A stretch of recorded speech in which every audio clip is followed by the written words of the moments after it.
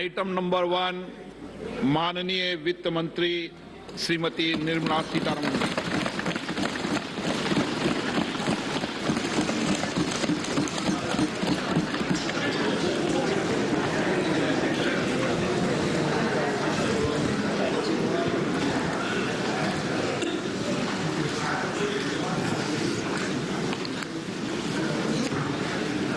Honourable Speaker, I present the budget for 2023-2024.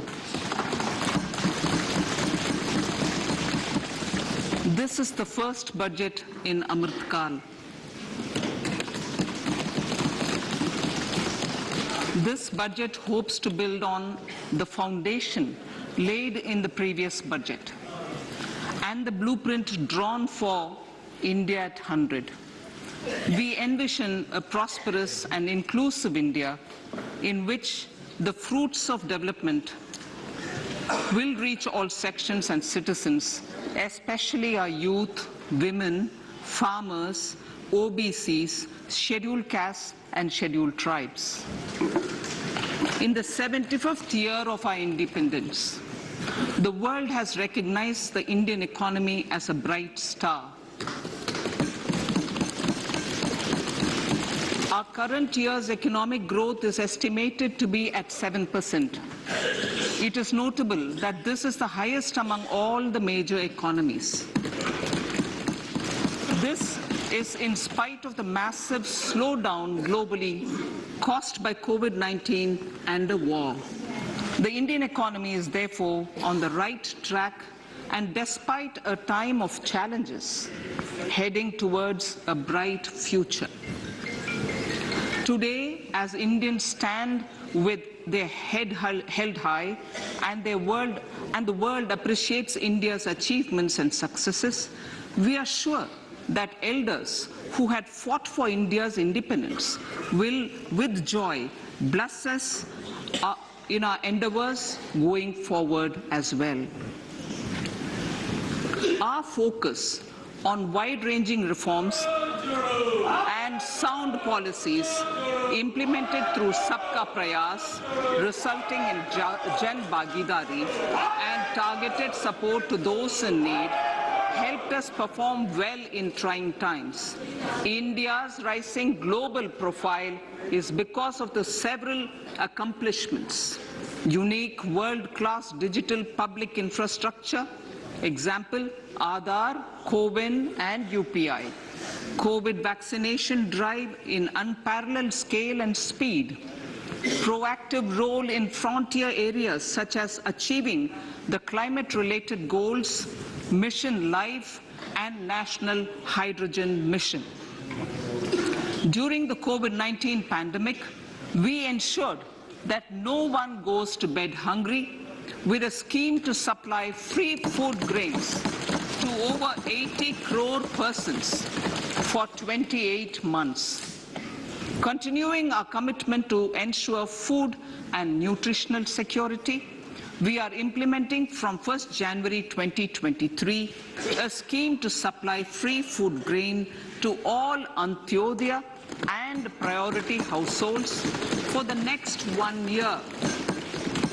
Under PM Garib Kalyan Anna Yojana, the entire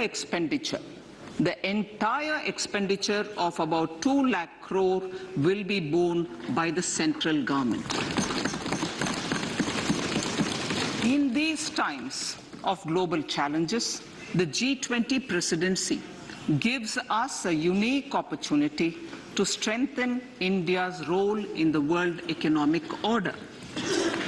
With the theme of Vasudhaiva Kutumbakam, we are steering an ambitious, people-centric agenda to address global challenges and to facilitate sustainable economic development. The government's efforts since 2014 have ensured for all citizens a better quality of life and life of dignity. The per capita income has more than doubled to 1.97 lakh rupees. In these 9 years, the Indian economy has increased in size from being 10th to 5th largest in the world. We have significantly improved our position as well as a well-governed and innovative country with a conducive environment for business as reflected in several global indices. We have made a significant progress in many sustainable development goals. The economy has become a lot more formalized as reflected in the EPFO membership, more than doubling to 27 crore and rupees 7,400 crore digital payments of 126 lakh crore rupees through UPI in 2022. The efficient implementation of many schemes with universalization of targeted benefits has resulted in inclusive development. Some of the schemes are 11.7 crore household toilets under Swachh Bharat mission, which is achieved, 9.6 crore LPG connections under Ujjwala, 220 crore COVID vaccination of 102 crore persons, 47.8 crore PM Jan Dhan bank accounts, insurance cover for 44.6 crore persons under PM Suraksha Bima and PM Jeevan Jyoti Yojana, and cash transfer of 2.2 lakh crores of rupees to 11.4 crore to over 11.4 crore farmers under PM Kisan Samman Nidhi. Our vision for the Amritkal includes technology-driven and knowledge-based economy with strong public finances and a robust financial sector. To achieve this, Jan Bhagidari through Sabka Saath, Sabka Prayas is essential. The economic agenda for achieving this vision focuses on three things. First, facilitating ample opportunities for citizens, especially the youth, to fulfill their aspirations. Second, providing strong impetus to growth and job creation. And third, strengthening macroeconomic stability. To service these focus areas in our journey to India at 100, we believe that the following four opportunities can be transformative during Amritkal. Economic empowerment of women.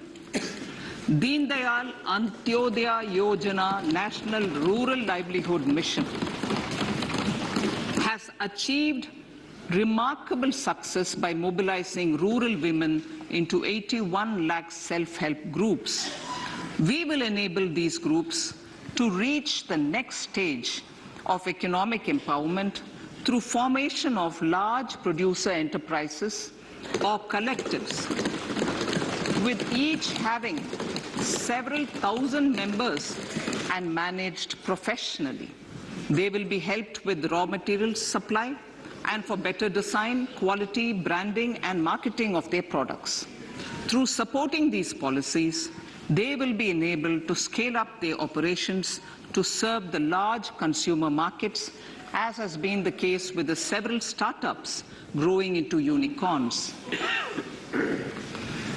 PM Vishwakarma Kaushal Samman, PM Vikas.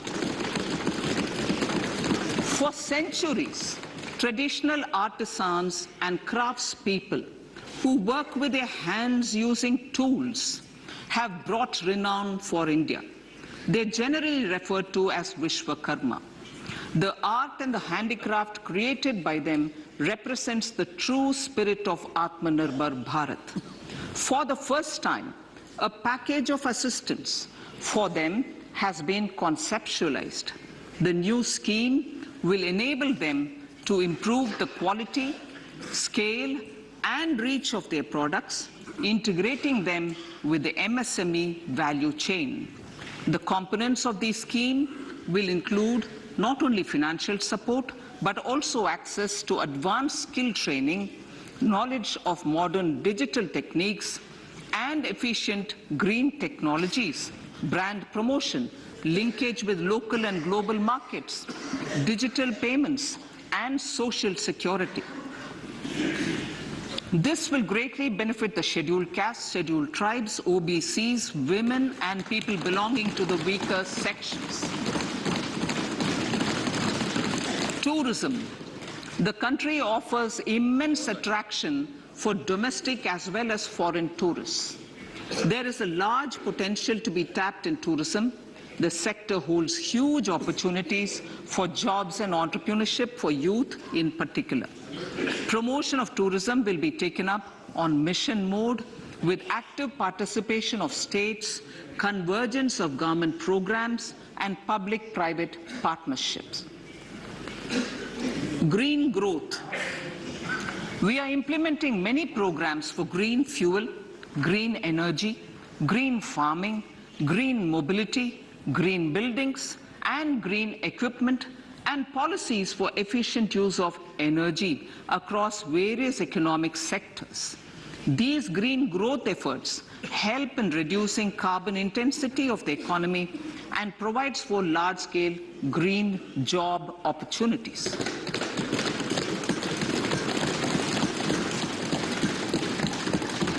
Priorities of this budget. The budget adopts the following 7 priorities. They complement each other and act as the Saptarishi guiding us through the Amritkal. Inclusive development, reaching the last mile, infrastructure and investment, unleashing the potential, green growth, youth power, and financial sector. I now speak on the priority number 1, inclusive development. The government's philosophy of Sabka Saath, Sabka Vikas has facilitated inclusive development covering in specific farmers, women, youth, OBCs, scheduled castes, scheduled tribes, Divyangjan, and economically weaker sections, and overall priority for the underprivileged, Vanchiton ko Variyata. There has also been a sustained focus on Jammu Kashmir, Ladakh, and the Northeast.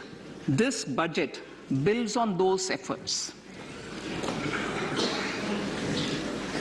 Digital public infrastructure for agriculture. Digital public infrastructure for agriculture will be built as an open source, open standard, and interoperable public good. This will enable inclusive farmer-centric solutions through relevant information services for crop planning and health, improved access to farm inputs, credit and insurance, help for crop estimation, market intelligence, and support for growth of agri-tech industry and startups.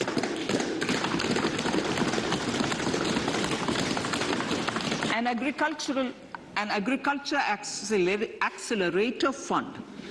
An agriculture accelerator fund will be set up to encourage agri-startups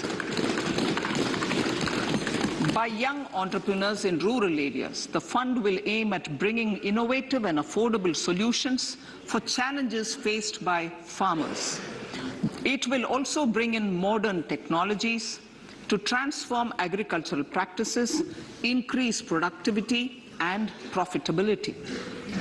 To enhance the productivity of extra long staple cotton, we will adopt a cluster-based and value chain approach through public-private partnerships.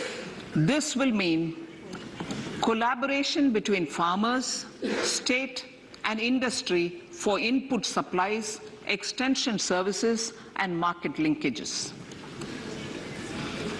We will launch an Atmanirbhar Clean Plant program to boost availability of disease-free, quality planting material for high-value horticultural crops at an outlay of 2,200 crores. Global hub for millets, which are Sri Anna. India is the forefront.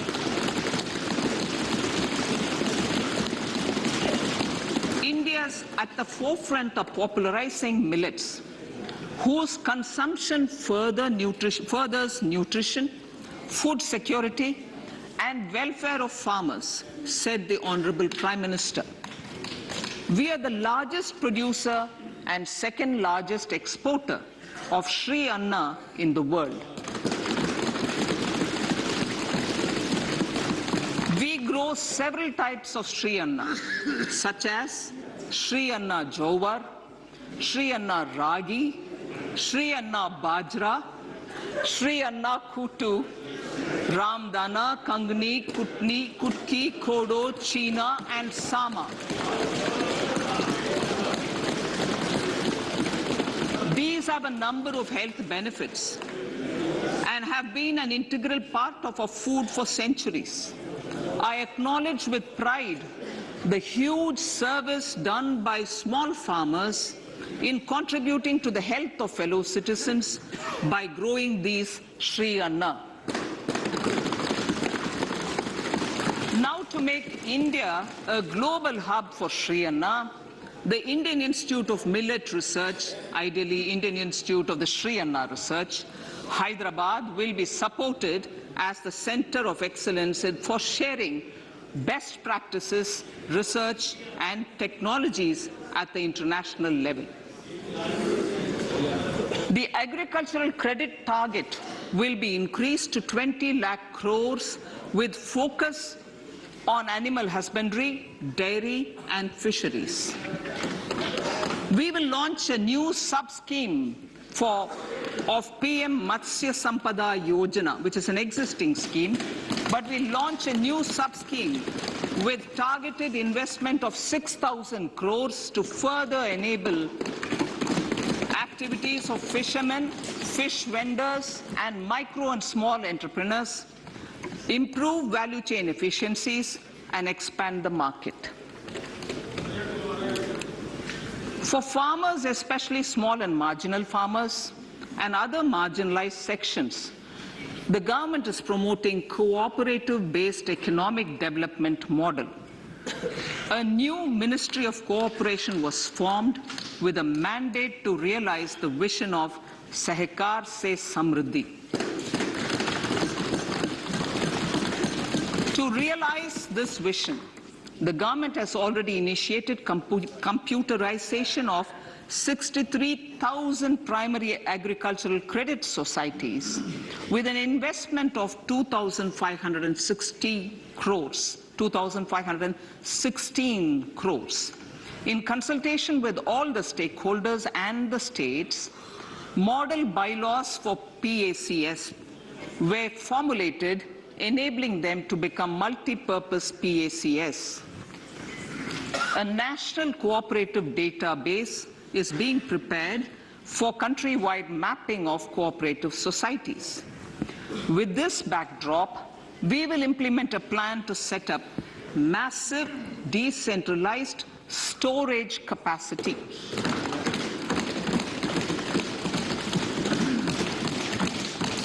This will help farmers store their produce and realize remunerative prices through sale at appropriate times. The government will also facilitate setting up of a large number of multi-purpose cooperative societies, primary fishery societies, and dairy cooperative societies in uncovered panchayat and villages in the next 5 years.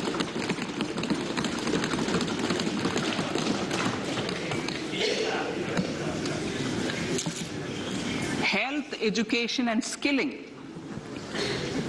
157 new nursing colleges will be established in co-location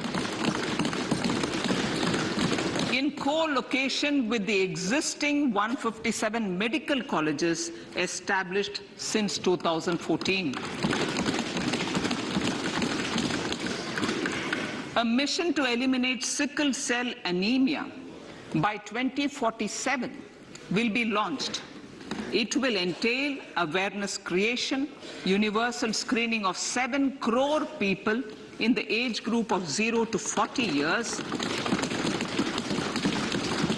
in affected tribal areas, and counseling through collaborative efforts of central ministries and state governments. Facilities in select ICMR labs, Indian Council for Medical Research Labs, will be made available for research by public and private medical college faculty and private sector R&D teams for encouraging collaborative research and innovation. A new program to promote research and innovation in pharmaceuticals will be taken up through centers of excellence.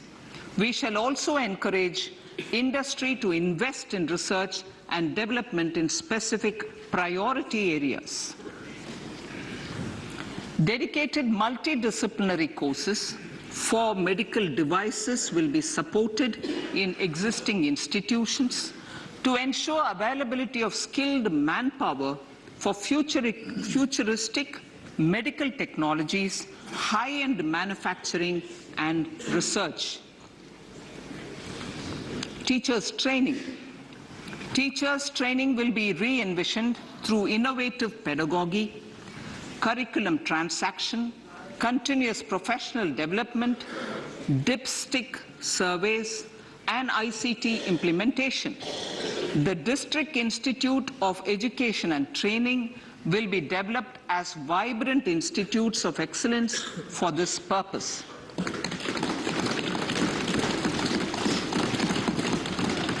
National Digital Library for Children and Adolescents. A National Digital Library for Children and Adolescents will be set up for facilitating availability of quality books across geographies, languages, genres, and levels, and device-agnostic accessibility. States will be encouraged to set up physical libraries for them at panchayat and ward levels and provide infrastructure for accessing the national digital library resources. Additionally, to build a culture of reading and to make up for pandemic time learning loss, the National Book Trust, the Children's Book Trust, and other sources will be encouraged to provide and replenish non-curricular titles in regional languages and in English to these physical libraries. Collaboration with NGOs that work in literacy will also be a part of this initiative to inculcate financial literacy. Financial sector regulators and organizations will be encouraged to provide age-appropriate reading material to these libraries. I move to priority 2, reaching the last mile. Prime Minister Vajpayee's government had formed the Ministry of Tribal Affairs and the Department of Development of Northeast Region to provide a sharper focus to the objective of reaching the last mile. Our government has formed the Ministries of Ayush, Fisheries, Animal Husbandry and Dairying, Skill Development, Jal Shakti and Cooperation. Building on the success of the Aspirational Districts program, the government has recently launched the Aspirational Blocks program, covering 500 blocks for saturation of essential government services across multiple domains such as health, nutrition, education, agriculture, water resources, financial inclusion, skill development, and basic infrastructure. Manya Speaker, sir, Pradhan Mantri PVTG, which is Primitive Vulnerable Tribal Groups, development mission is being launched. To improve socio-economic conditions of the particularly vulnerable tribal groups, the PVTGs as we refer them to, Pradhan Mantri PVTG Development Mission will be launched.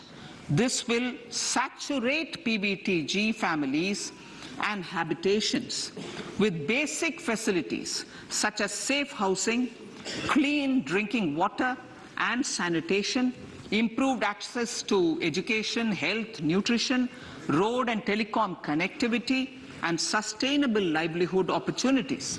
An amount of 15,000 crores will be made available to implement the mission in the next 3 years under the Development Action Plan for the Scheduled Tribes. Ekalavya Model Residential Schools. In the next 3 years, Center will recruit 38,800 teachers and support staff for the 740 Ekalavya Model Residential Schools, which is serving 3.5 lakh tribal students.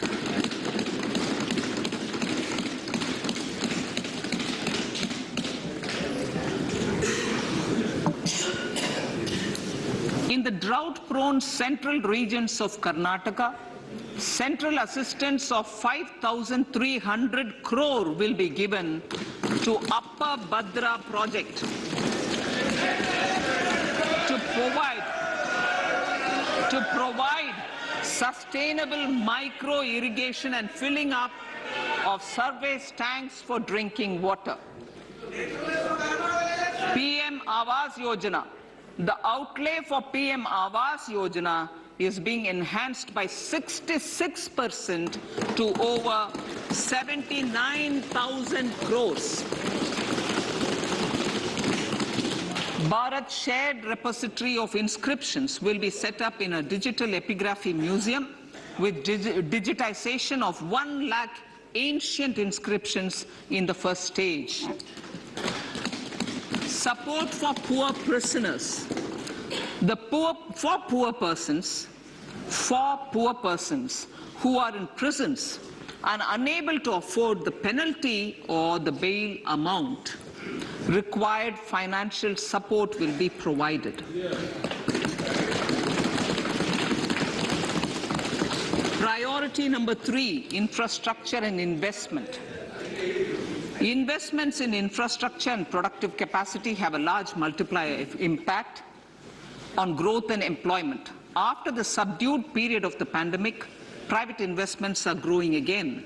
The budget takes the lead once again to ramp up the virtuous cycle of investment and job creation.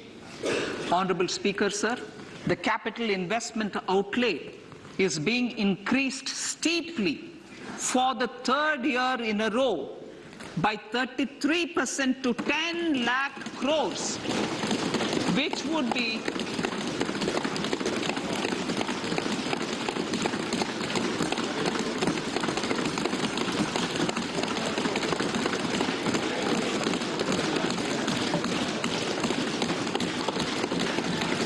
would be 3.3% of GDP.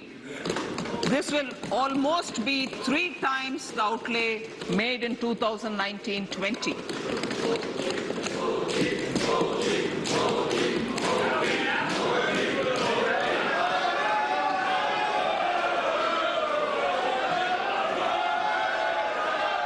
This substantial increase in recent years is central to the government's efforts to enhance growth potential and job creation, crowd in private investments, and provide a cushion against global headwinds. The direct capital investment by the centre is complemented by the provision made for creation of capital assets through grants and aids to state. The effective capital expenditure of the centre is budgeted at 13.7 lakh crore rupees, which will be 4.5% of GDP. Support to state governments for capital investment. I have decided to continue the 50-year interest-free loan to state governments for one more year to spur investment in infrastructure and to incentivize them for complementary policies actions with a significantly enhanced outlay of 1.3 lakh crores. The newly established Infrastructure Finance Secretariat will assist all stakeholders for more private investment in infrastructure, including railways, roads, urban infrastructure and power, which are predominantly depend on public resources. The harmonized master list of infrastructure will be reviewed by an expert committee for recommending the classification and financing framework suitable for Amrit Kal. A capital outlay, I'm talking about railways now, sir, Honorable Speaker, railways. A capital outlay of 2.40 lakh crores has been provided for the railways. This is the highest ever outlay this highest ever outlay is about 9 times the outlay made in 2013-14. 100 critical transport infrastructure projects for last and first mile connectivity for ports, coal, steel, fertilizer and food grain sectors have been identified. They will be taken up on priority with investment of 75,000 crores, including 15,000 crore from private sources. 50 additional airports, heliports, water aerodromes, and advanced landing grounds will be revived for improving regional air connectivity.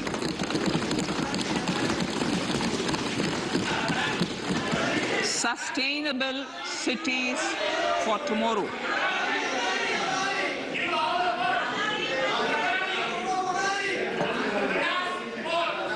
States and cities will be encouraged to undertake urban planning reforms and actions to transform our cities into sustainable cities of tomorrow.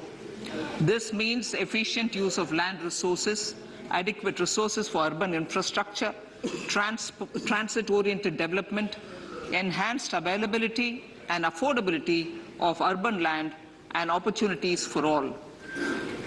Through property tax governance reforms and ring-fencing user charges on urban infrastructure, cities will be incentivized to improve their creditworthiness for municipal bonds.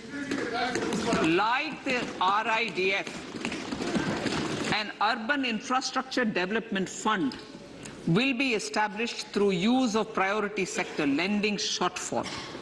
This will be managed by the National Housing Bank and will be used by public agencies to create urban infrastructure in Tier 2 and Tier 3 cities. States will be encouraged to leverage resources from the grants of the 15th Finance Commission as well as existing schemes to adopt appropriate user charges while accessing the UIDF. We expect to make available 10,000 crore rupees per annum for this purpose. All cities and towns will be enabled for 100% mechanical desludging of septic tanks and sewers to transition from manhole to machine hole mode.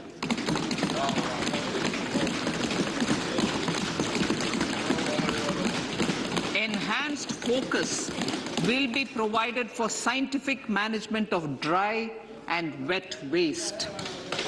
Honorable Speaker, sir, our Prime Minister had said, good governance is the key to a nation's progress. Our government is committed to providing a transparent and accountable administration which works for the betterment and welfare of common citizens. Mission Karma Yogi.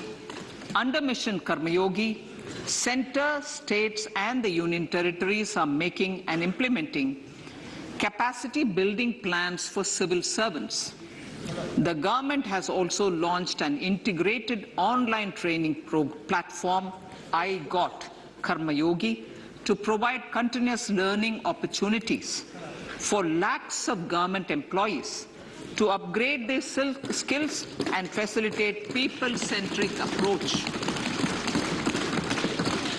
Sir, for enhancing ease of doing business, more than 39,000 compliances have been reduced, and more than 3,400 legal provisions have been decriminalized. For furthering the trust-based governance, we have introduced the Jan Vishwas Bill to amend 42 central acts.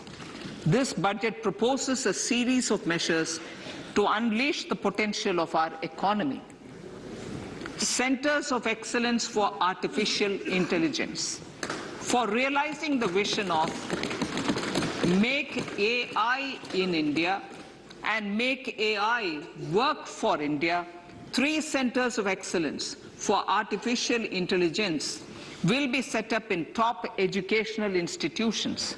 Leading industry players will partner in conducting interdisciplinary research, develop cutting-edge applications, and scalable problem solutions in the areas of agriculture, health, and sustainable cities. This will galvanize an effective AI ecosystem and nurture quality human resources in the field. National Data Governance Policy. To unleash innovation and research by startups and academia, a national data governance policy will be brought out. This will enable access to anonymized data. The KYC process will be simplified, adopting a risk-based instead of one-size-fits-all approach. The financial sector regulators will also be encouraged to have a KYC system fully amenable to meet the needs of digital India. One-stop solution for identity and address updating. A one-stop solution for reconciliation and updating of identity and address of individuals maintained by various government agencies, regulators, and regulated entities will be established using DigiLocker service and Aadhaar as foundational identity. Speaker, sir, common business identifier. For the business establishments required to have a permanent account number, the PAN will be used as the common identifier for all digital systems of specified government agencies. This will bring ease of doing business, and it will be facilitated through a legal mandate. For obviating the need for separate submission of same information to different government agencies, a system of unified filing process will be set up. Such filing of information or return in simplified forms on a common portal will be shared with other agencies as per the filer's choice. Vivad Se Vishwas 1. Relief for MSMEs. In cases of failure by MSMEs to execute contracts during the COVID period, 95% of the forfeited amount relating to the bid or performance security will be returned to them by government and government undertakings. This will provide relief to the MSMEs. Vivad Se Vishwas 2. Settling contractual disputes. to settle contractual disputes of government and government undertakings wherein arbitral award is under challenge in a court, a voluntary settlement scheme with standardized terms will be introduced. This will be done by offering graded settlement terms depending on pendency level of the dispute. The state support mission of Niti Aayog will be continued for 3 years for our collective efforts towards national priorities. Result-based financing. To better allocate scarce resources for competing development needs, the financing of select schemes will be changed on a pilot basis from input-based to result-based. E-courts. For efficient administration of justice, Phase 3 of the e-courts project will be launched with an outlay of 7,000 crores. Fintech services in India have been facilitated by our digital public infrastructure, including Aadhaar, PM Jan Dhan Yojana, Video, KYC, India Stack, and UPI. To enable more fintech innovative services, the scope of documents available in DigiLocker for individuals will be expanded. An entity, DigiLocker, will be set up for the use by MSMEs, large businesses, and also charitable trusts. This will be towards storing and sharing documents online securely whenever needed with various authorities, regulators, banks, and other business entities. 5G services. 100 labs for developing applications using 5G services will be set up in engineering institutions.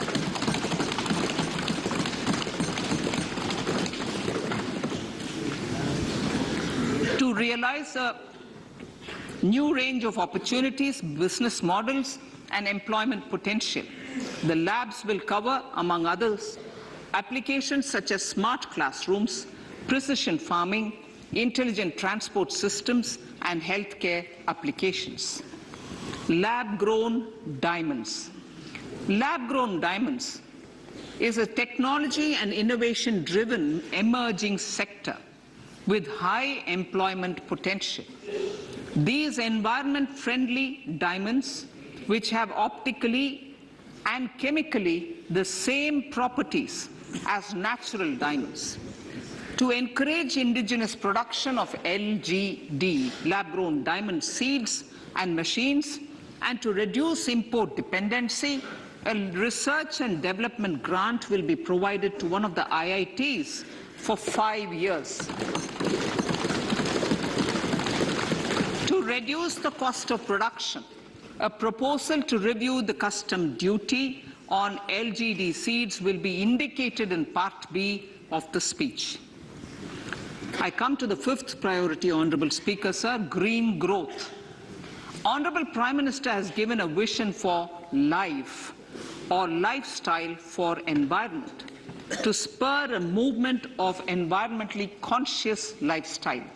India is moving forward firmly for the Panchamrit, the net zero carbon emission by 2070 to usher in green industrial and economic transition. This budget builds on our focus on green growth.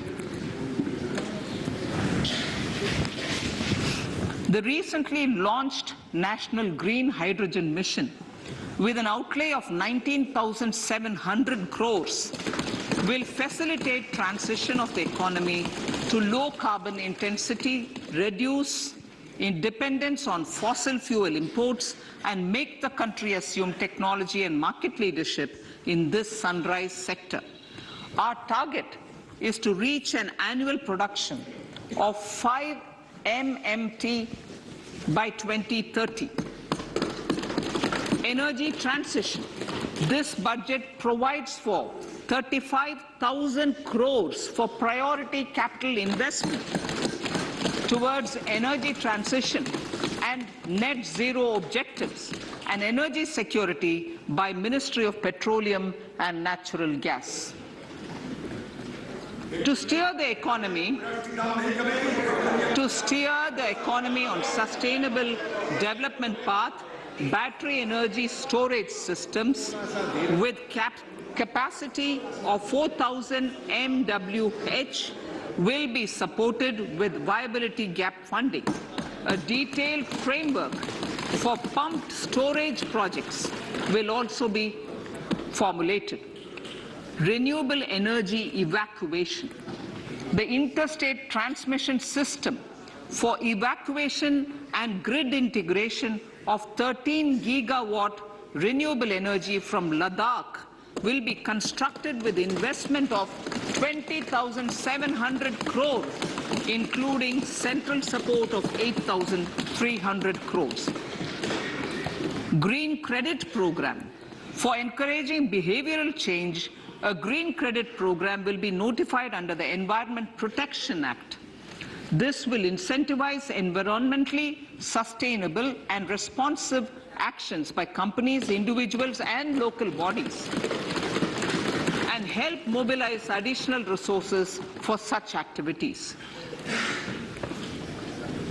PM Program for Restoration, Awareness, Nourishment, and Amelioration of Mother Earth, PM Pranam, will be launched to incentivize states and union territories to promote alternative fertilizers and balanced use of chemical fertilizers.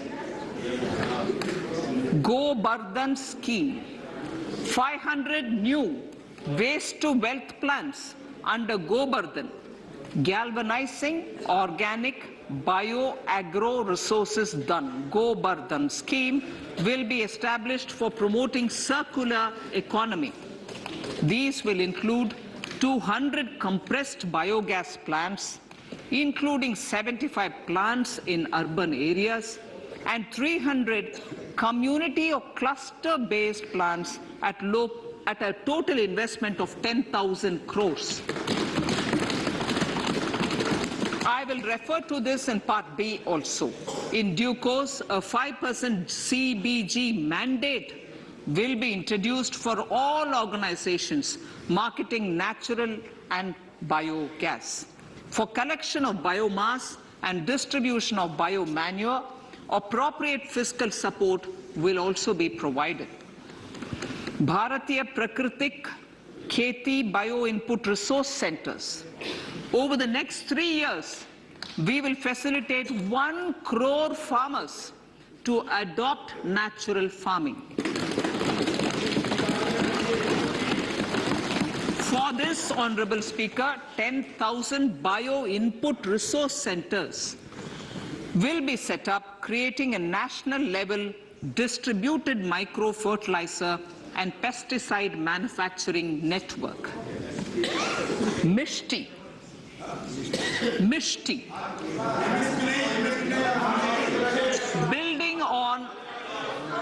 Building on India's success in afforestation, mangrove initiative for shoreline habitats and tangible incomes, Mishti, will be taken up for mangrove plantation along the coastline and on salt pan lands wherever feasible through convergence between Manrega, Campa, Fund and other sources.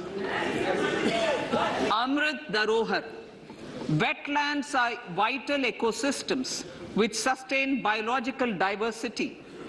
In his latest Mann Ki Baat, the Prime Minister said, now, I quote, now the total number of Ramsar sites in our country has increased to 75, whereas before 2014, there were only 26, unquote.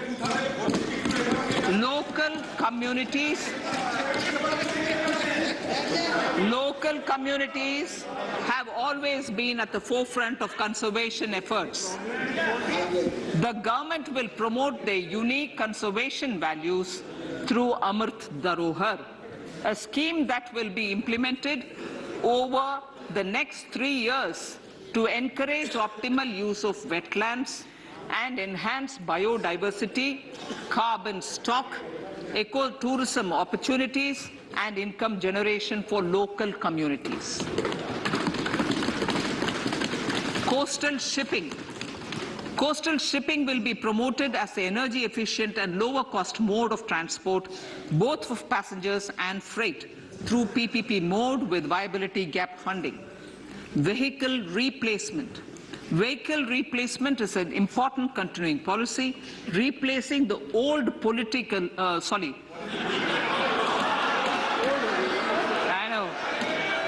replacing, absolutely, thank you. Replacing old polluting vehicles. Maybe applicable, right? Replacing old polluting vehicles is an important part of greening our economy.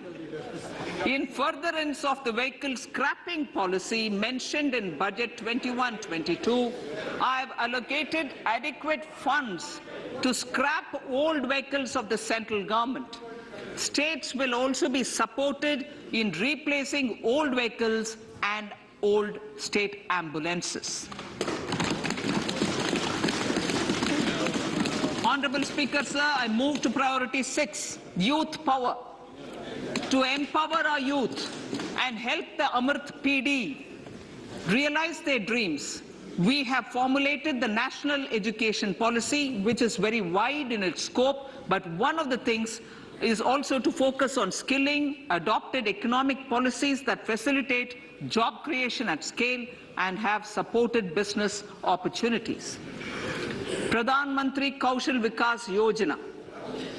Pradhan Mantri Kaushal Vikas Yojana 4.0 will be launched to skill lakhs of youth within the next 3 years. On-job training, industry partnership, and alignment of courses with needs of industry will be emphasized.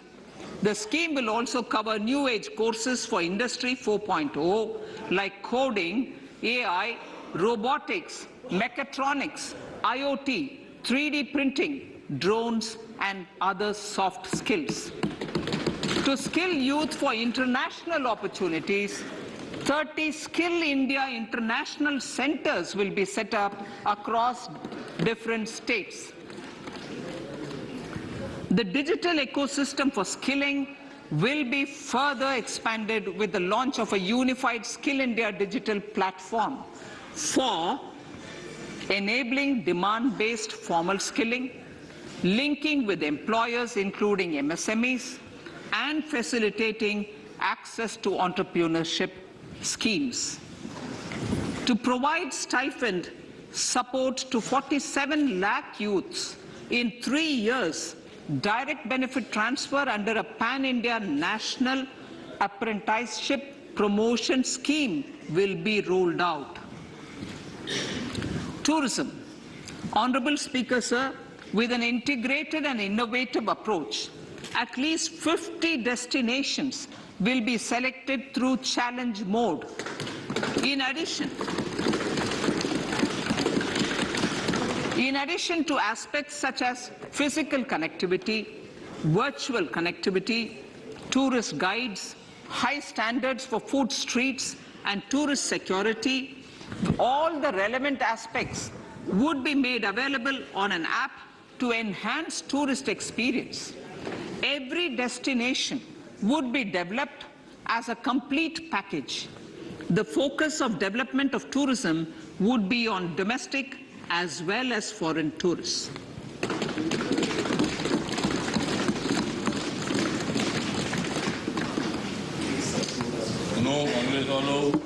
Sector-specific skilling and entrepreneurship development will be dovetailed to achieve the objectives of Dekho Apna Desh initiative. This was launched as an appeal by the Honorable Prime Minister to the middle class to prefer domestic tourism over international tourism. The integrated development of theme-based tourist circuits, the Swadesh Darshan scheme, was also launched. Under the Vibrant Villages program, tourism infrastructure and amenities will be facilitated in border villages. Unity Mall. States will be encouraged to set up a Unity Mall in their state capital or most prominent tourism center or the financial capital for promotion and sale of their one district, one product and GI products and other handicraft products, and for providing space for such products of all other states as well. Sir, priority number 7, financial sector. Our reforms in the financial sector and innovative use of technology have led to financial inclusion at scale, better and faster service delivery, ease of access to credit, and participation in financial markets. This budget proposes to further these measures. Credit guarantee for MSMEs. Last year, I proposed revamping of the credit guarantee scheme for the MSMEs. I am happy to announce that the revamped scheme will take effect from 1st April 2023 through infusion of 9,000 crores in the corpus. This will enable additional collateral-free guaranteed credit of 2 lakh crores of rupees. Further, the cost of credit will be reduced by about 1%. A national financial information registry will be set up to serve as a central repository of financial and ancillary information. This will facilitate efficient flow of credit, promote financial inclusion, and foster financial stability. A new legislative framework will govern this credit public infrastructure and will be designed in consultation with the RBI. To meet the needs of Amritkal and to facilitate optimum regulation in the financial sector, public consultation, as necessary and feasible, will be brought to the process of regulation making and issuing subsidiary directions. To simplify, to ease, and to reduce cost of compliance, financial sector regulators will be requested to carry out a comprehensive review of existing regulations. For this, they will consider suggestions from public and regulated entities. Time limits to decide the application under various regulations will also be laid down. Honorable Speaker, sir, to enhance business activities in GIFT IFSC, the following measures will be taken. Delegating powers under the SEZ Act to the IFSCA to avoid dual regulation. Setting up a single window IT system for registration and approval of IFSCA, SEZ authorities, GSTN, RBI, SEBI, and IRDAI. Permitting acquisition financing by IFSC banking units of foreign banks. Establishing a subsidiary of Exim Bank for trade refinancing. Amending IFSCA Act for statutory provisions for arbitration, ancillary services, and avoiding dual regulation under the SEZ Act, and recognizing offshore derivative instruments as valid contracts. Honorable Speaker, sir, data embassy. For countries looking for digital continuity solutions, we will facilitate setting up of their data embassies in GIFT IFSC.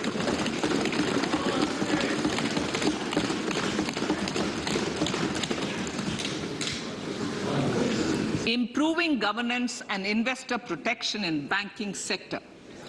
To improve bank governance and enhance investors' protection, certain amendments to the Banking Regulation Act, the Banking Companies Act, and the Reserve Bank of India Act are being proposed. Capacity building in securities market. Honorable Speaker, sir, to build capacity of functionaries and professionals in the securities market, SEBI will be empowered to develop, regulate, maintain and enforce norms and standards for education in the National Institute of Securities Markets and to recognize award of degrees, diplomas and certificates. A central processing center will be set up for faster response to companies through centralized handling of various forms filed with field officers under the Companies Act. Reclaiming of shares and dividends. For investors to reclaim unclaimed shares and unpaid dividends from the Investor Education and Protection Fund Authority with ease, from the Investor Education and Protection Fund Authority with ease, an integrated IT portal will be established. Digital payments continue to find wide acceptance. In 2022, they show an increase of 76% in transaction and 91% in value. Fiscal support for this digital public infrastructure will continue in 2023-2024. Azadi ka Amrit Mahotsav, Mahila Samman Bachat Patra. For commemorating Azadi Ka Amrit Mahotsav, a one-time new small savings scheme, Mahila Samman Savings Patra or Savings Certificate, Mahila Samman Savings Certificate will be made available for a 2-year period up to March 2025. This will offer deposit facility up to 2 lakh in the name of a woman or girls for a tenure of 2 years at fixed interest rate of 7.5% with partial withdrawal option. Senior citizens.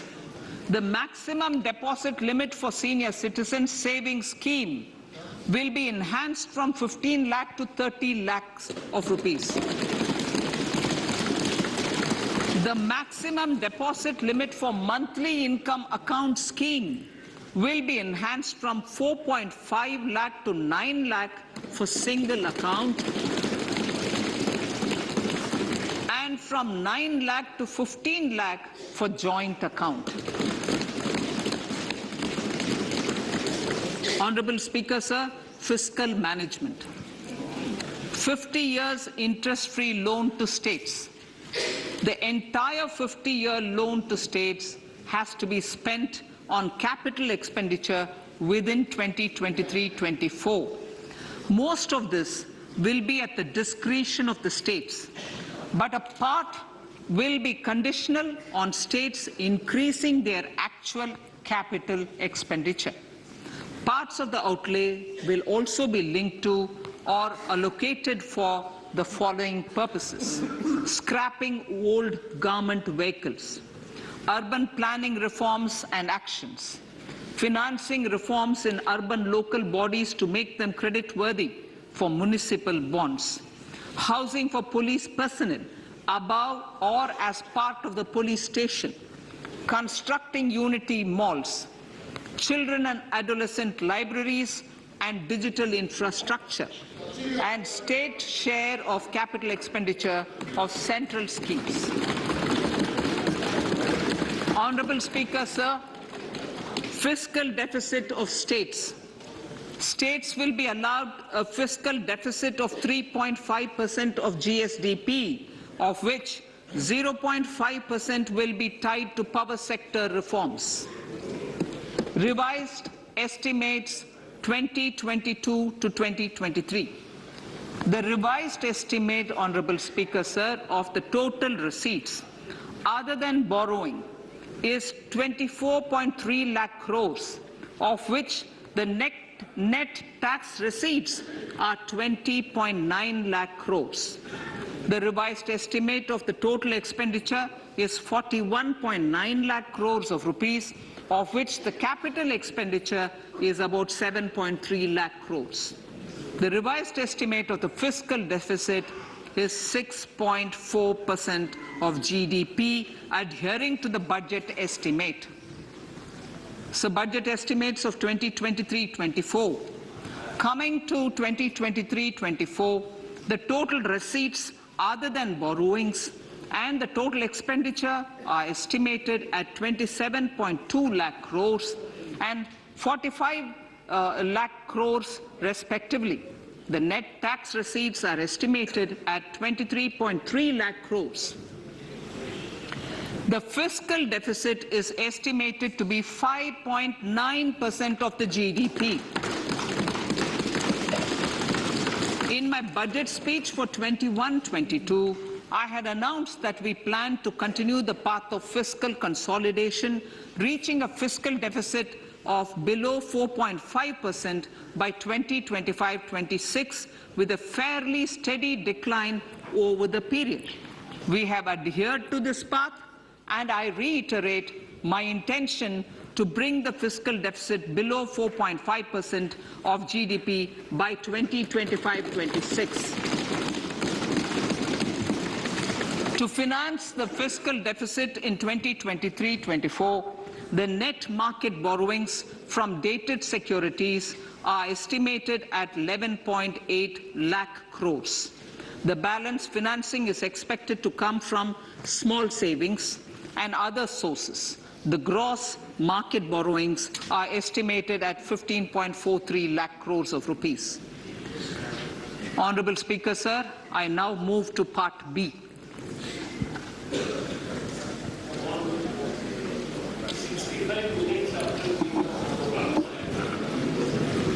Indirect taxes. My indirect tax proposals will aim to promote exports, boost domestic manufacturing, enhance domestic value addition, encourage green energy and mobility. A simplified tax structure with fewer tax rates helps in reducing compliance burden and improving tax administration. I propose to reduce the number of basic customs duty rates on goods other than textiles and agriculture from 21 to 13. As a result, there are minor changes in the basic custom duties, cesses and surcharges on some items including toys, bicycle, automobiles and naphtha. Green mobility. To avoid cascading of taxes on blended compressed natural gas, I propose to exempt excise duty on GST paid compressed biogas contained in it.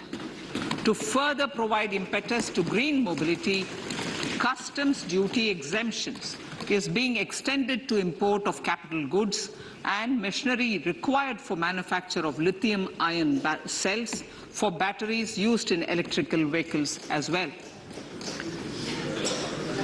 Electronics. As a result of various initiatives of the government, including phased manufacturing program, mobile phone production in India has increased from 5.8 crore units valued at about 18,900 crore in 2014-15 to 31 crore units valued at 2,75,000 crore in the last financial year. To further deepen domestic value addition in manufacturing of mobile phones, I propose to provide relief to customs duty.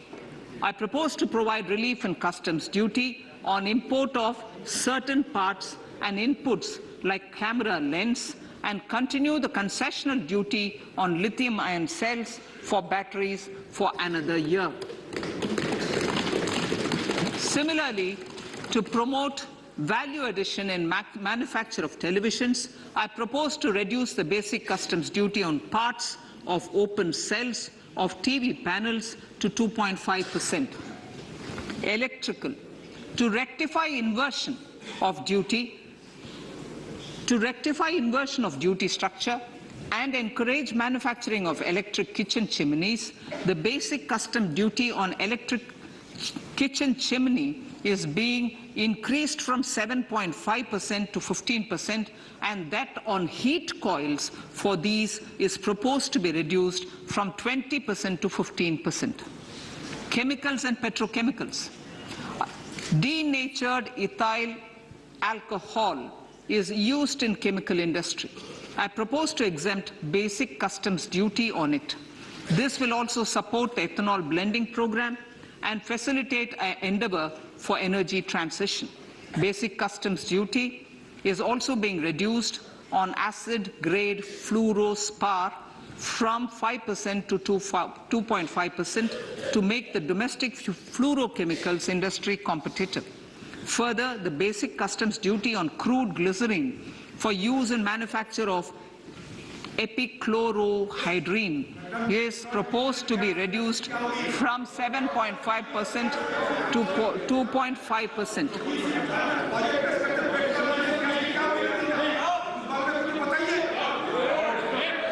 Marine products.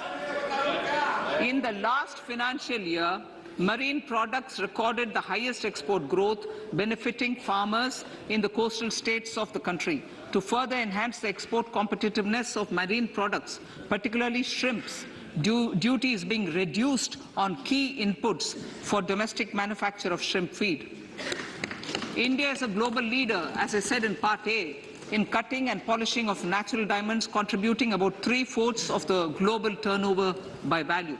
With the depletion of deposits of natural diamonds, the industry is moving towards lab-grown diamonds, and it holds huge promise. To seize this opportunity, I propose to reduce the basic customs duty on seeds used in their manufacture.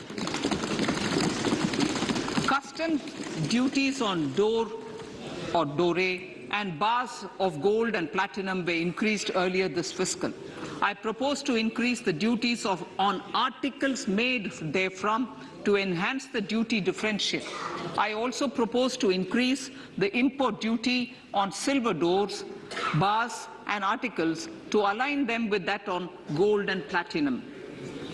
To facilitate availability of raw materials for the steel sector, exemptions from basic custom duty on raw materials for manufacture of CRGO steel, ferrous scrap and nickel cathode is being continued.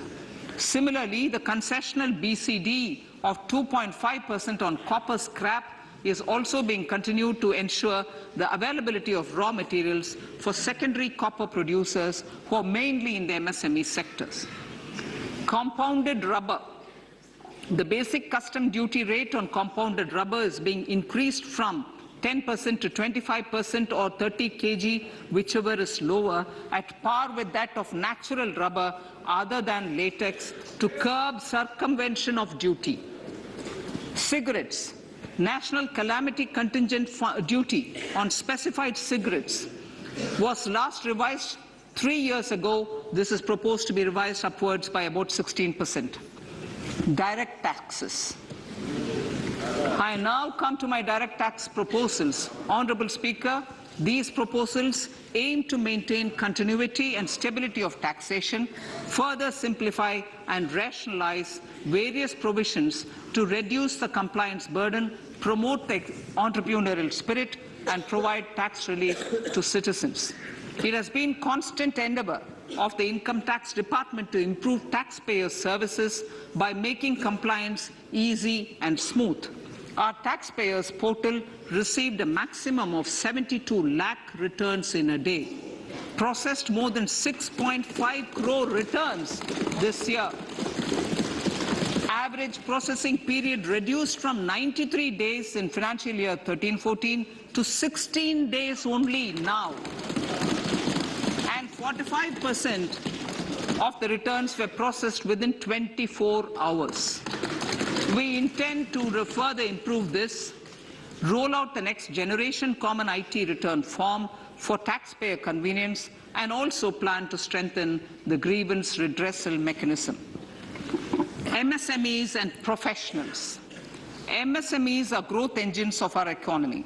Micro enterprises with turnover up to 2 crore of rupees and certain professionals with turnover of up to 50 lakh rupees can avail the benefit of presumptive taxation.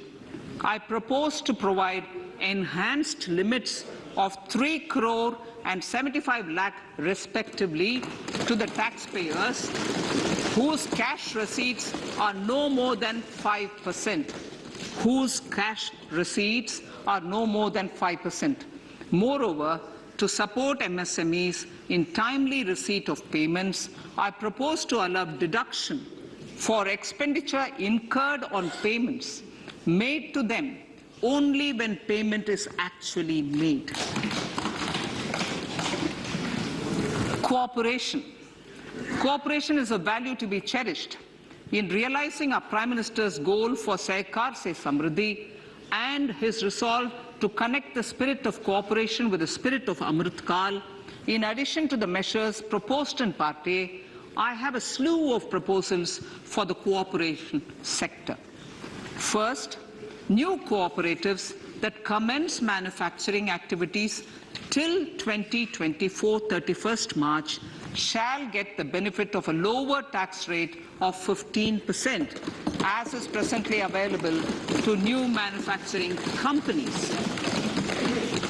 Secondly, I propose to provide an opportunity to sugar cooperatives to claim payments made to sugarcane farmers for the period prior to the assessment year 2016-17 as expenditure. This is expected to provide them a relief of almost 10,000 crores. Thirdly, I am providing a higher limit of 2 lakh per member for cash deposits to loans in cash by primary agricultural cooperative societies and primary cooperative agriculture and rural development banks. I repeat that. Thirdly, I am providing a higher limit of 2 lakh per member for cash deposits to and loans in cash by primary agricultural cooperative societies and primary cooperative agricultural and rural development banks. Similarly, a higher limit of 3 crore for TDS on cash withdrawal is being provided to cooperative societies. Startups.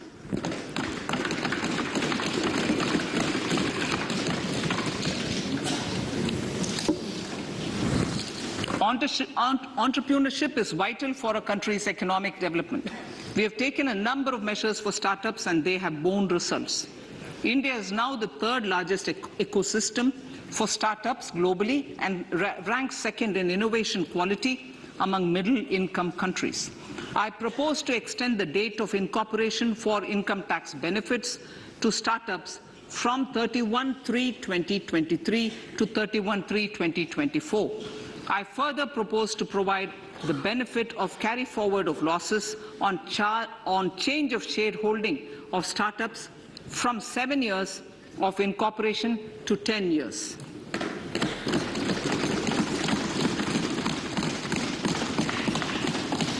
To reduce the pendency of appeals at commissioner level, I propose to deploy about 100 joint commissioners for disposal of small appeals.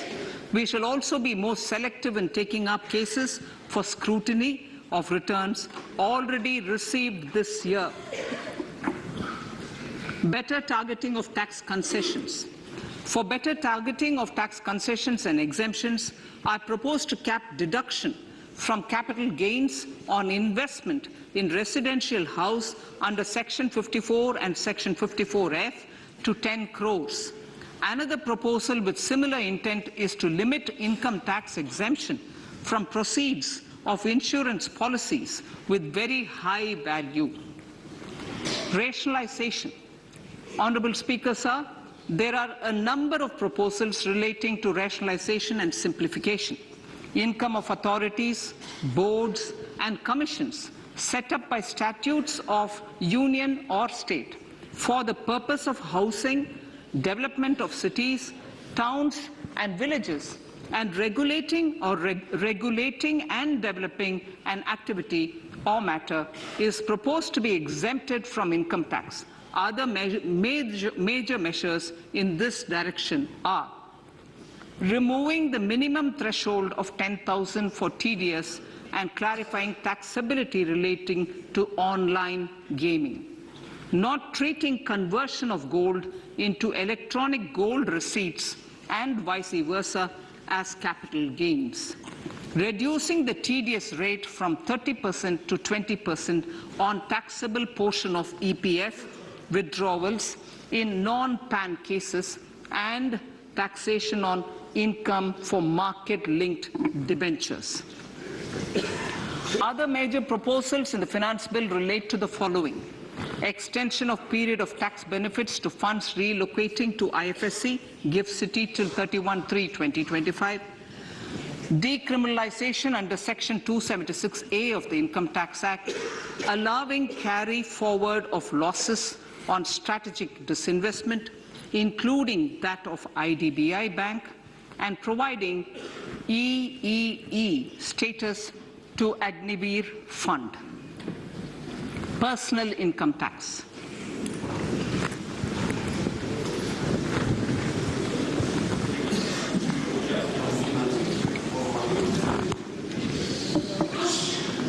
Now I come to what everyone is waiting for.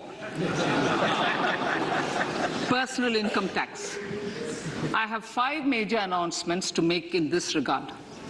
These primarily benefit our hard-working middle class. The first one concerns rebate. Currently, those with income up to 5 lakh do not pay any income tax in both old and new regimes. I propose to increase the rebate limit to 7 lakhs in the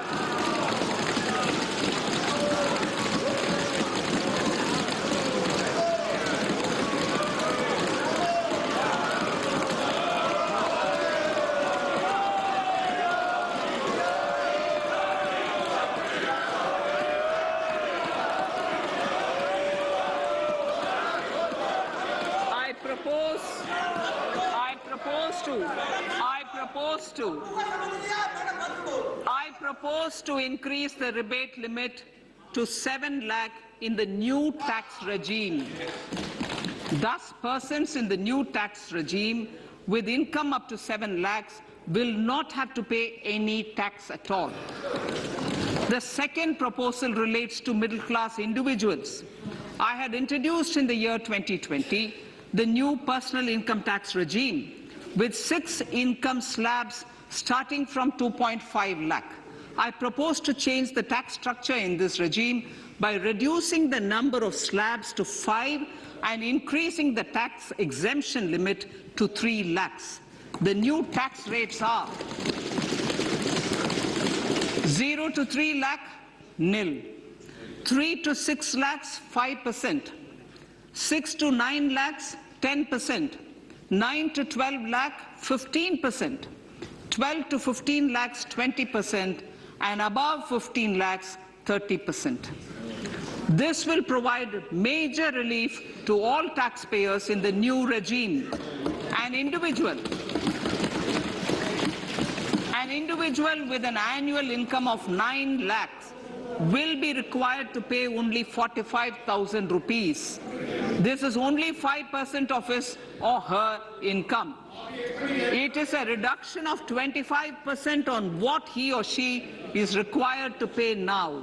That is 60,000. So in the place of 60,000, it is now only 45,000.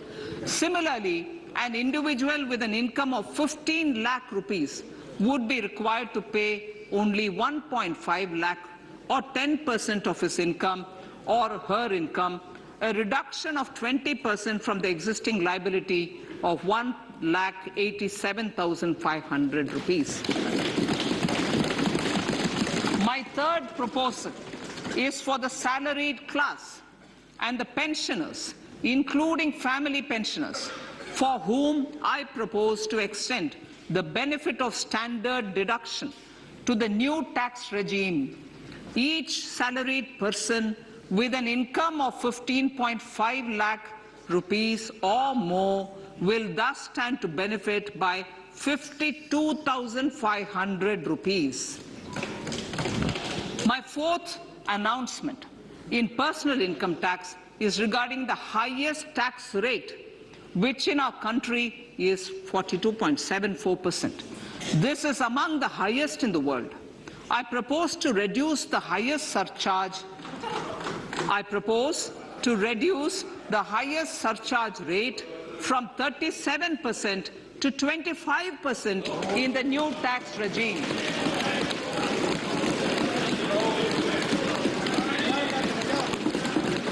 This would result in reduction of the maximum rate. This would result in the reduction of the maximum tax rate to 39%. Lastly, the limit of 3 lakh rupees for tax exemption on leave encashment on retirement of non-government salaried employees was last fixed in the year 2002, when the highest basic pay in the government was only 30,000 rupees per month. In line with the increase in the government salaries, I am proposing to increase this limit to 25 lakh rupees.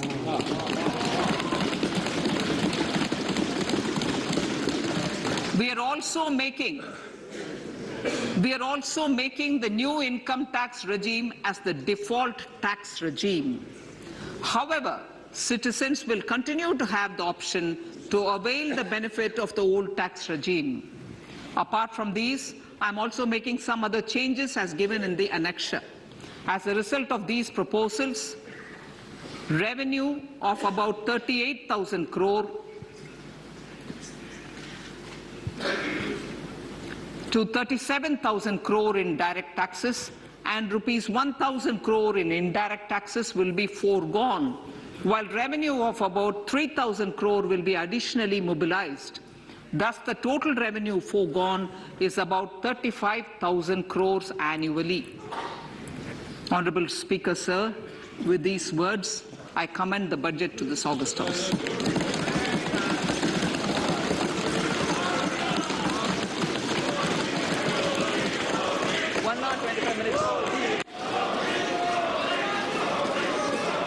Item number 1.